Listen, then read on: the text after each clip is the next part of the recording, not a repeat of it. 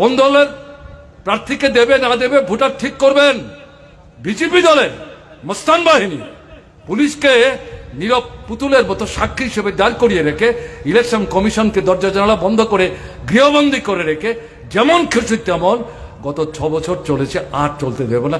রুখে দাঁড়াবার একটা সুযোগ পূর্ব আসনের আপনারা যারা ভোটার গন্ডাছড়ারই হন আর ধর্মনগরেরই হন, আপনাদের সামনে কিন্তু তৈরি হয়েছে। আপনাদের এই ভূমিকা পশ্চিম আসনে যারা ভোট দিতে পারলেন না, হাত কামড়াচ্ছেন, তাদের মানে সাহায্য ভাগে আমরা পারলাম না, আমাদের পূর্ব আসনের বন্ধুরা করে দেখালো, সালাম দেবে।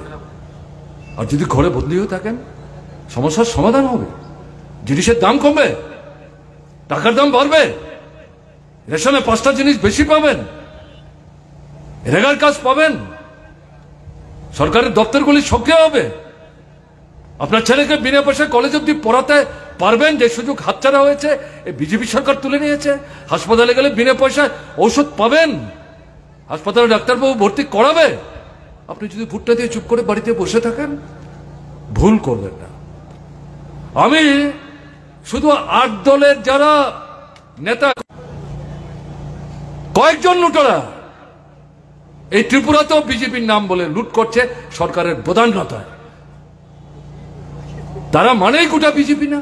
কাজে বিজেপির ভেতরে যারা আছেন তাদের উদ্দেশ্য বলছি, মেনে নেবেন এটা, কৈফিয়ত দিতে হবে আপনার ছেলের কাছে, মেয়ের কাছে। কোন দল করছো, কাদের ভোট দিচ্ছ, কাদের ঝান্ডা নিয়ে ঘুরছো, আমাদের ভবিষ্যৎ কি অন্ধকারে নিক্ষেপ করছো, কিসের তারণে, কি লাভ হয়েছে তোমার? এই প্রশ্ন কিন্তু করবে, জবাব দিতে পারবেন না। কাজেই আপনাদের কাছে সবিনয়ে এই প্রশ্ন রেখে যাচ্ছি, উপলব্ধি করার চেষ্টা করুন। এই যে 28টা দল একটা জায়গায় আসলো, দেশের মানুষের মধ্যে যদি এই জাগরণ তৈরি না হতো, উপলব্ধির মধ্যে না আসতো, এই দুশ্মন আরএসএস নিয়ন্ত্রিত ফ্যাসিবাদী বিজেপিকে সরকার থেকে হটাতে না পারলে পর দেশ বাঁচবে না, দল বাঁচবে না, মানুষ বাঁচবে না। এই স্লোগান তো আসতো না এইভাবে। তাই আপনাদের কাছে আবেদন করছি, বিজেপি ধরে রাখতে পারছে না, প্রার্থীর নাম ঘোষণা করছে, 3 দিন পর প্রার্থী বলছে না আমার জায়গায় অন্যকে দাঁড় করেন, আমি দাঁড়াবো না। কি হয়েছে আপনার? বলে না আমার একটু অন্য অসুবিধা আছে, বলছে না। এলাকায় গিয়ে দেখছেন আওয়াজ অন্যরকম, হাওয়া অন্যরকম, ভয় পেয়ে যাচ্ছেন, পয়সা খরচ হবে। কারণ তাদের ভোট মানে তো এখানে তহবিল খরচ করা, 1 লাখ খরচ করলে জিততে পারলে পর 50 লাখ হবে। এটা ব্যবসার মতো তাদের কাছে, টাকাও যাবে, জিতবও না, ফেরত পাবো কোথায়? দরকারটা কি ঝামেলায় গিয়ে। আর মানুষ সাপমন্নি করছে, দেখলে থুতু দেওয়ার চেষ্টা করছে। আমি তো গত 5 বছর কিছু করিনি, আসলে কি করে করবো, সরকার না করলে আমি করতে গিয়ে করবো। এই ভয়ে কিন্তু সরে যাচ্ছে। এগুলো আমাদের তৈরি করা কথা না, প্রতিদিন এই তথ্যগুলো আসছে। তাই আপনাদের কাছে যেটা বলবো, আমাদের রাজ্যে আপনারাই 23-এর নির্বাচনে বিজেপিকে পরাস্ত করেছেন, তারা কিন্তু জিতেনি। তাহলে সরকারে কি করে আসলো? তিপ্রামথা, বর্ণচূড়া, আসলে কাক, কিন্তু ময়ূরের পঙ্খি কেটে কাকের লেজে লাগিয়ে নিজেকে ময়ূর সাজাবার চেষ্টা করেছে, কিন্তু কণ্ঠস্বর তো বন্ধ করতে পারেনি। যেই মাত্র কাকা করেছে ধরা পড়ে গেছে। 3 বছরের মধ্যে টিউজার্সের সময় লেগেছে অনেক বেশি, কিন্তু এত তো 3 বছর, এত তাড়াতাড়ি। আমরা বলছিলাম একটু ধৈর্য ধরুন, বেশি দূর যেতে পারবে না।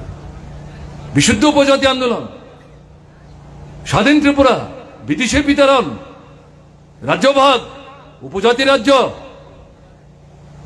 গ্রেটার ত্রিপুরাল্যান্ড, কনস্টিটিউশন সলিউশন, এই সবকিছুর সলিউশন হচ্ছে 1.5 জন মন্ত্রী, একজন পূর্ণ, একজন হাফ। হাফ মন্ত্রীকে যখন জিজ্ঞেস করে আপনি কিরকম মন্ত্রী, বলে প্রদ্যুৎ কিশোরকে জিজ্ঞাসা করুন, সে আমাকে কি মন্ত্রী বানিয়েছে। বুঝতে পারছেন তো? ছেলেটা কিন্তু লেখাপড়া জানা, আমাদের পরিবারেরই ছেলে ছিল। রঞ্জিত দেববর্মা, তার নাম জানেন তো? এডিসির চিফ এক্সিকিউটিভ মেম্বার, একসময় চেয়ারম্যান হয়েছেন, তার মেয়ের জামাই। আমি তাকে চিনি। যাই হোক, সে তো যে কোনো দল করতেই পারে, এ নিয়ে আমাদের কোনো দুঃখ নাই। গেছে, ভুল বুঝবে, ঘুরবে, না হলে পস্তাবে, কিছু করার নাই। এখন প্রশ্নটা যেটা দাঁড়াচ্ছে,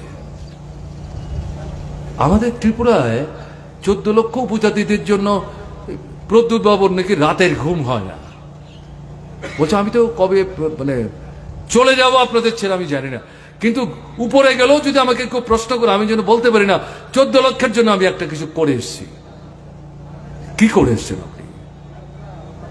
এই 14 লক্ষ ত্রিপুরার উপজাতিদের মধ্যে একজন প্রার্থী দাঁড় করবার জন্য ট্রাইবেল খুঁজে পাওয়া গেল না। আমি জিজ্ঞেস করি যারা শুনছেন দূর থেকে, একজন ট্রাইবেল খুঁজে পাওয়া গেল না। দশরথদেব কোত্থেকে এসছে? বাজমন রিয়াং কোত্থেকে এসছে? জিতেন চৌধুরী কোত্থেকে এসছে? আজকে যাকে আমরা প্রার্থী করলাম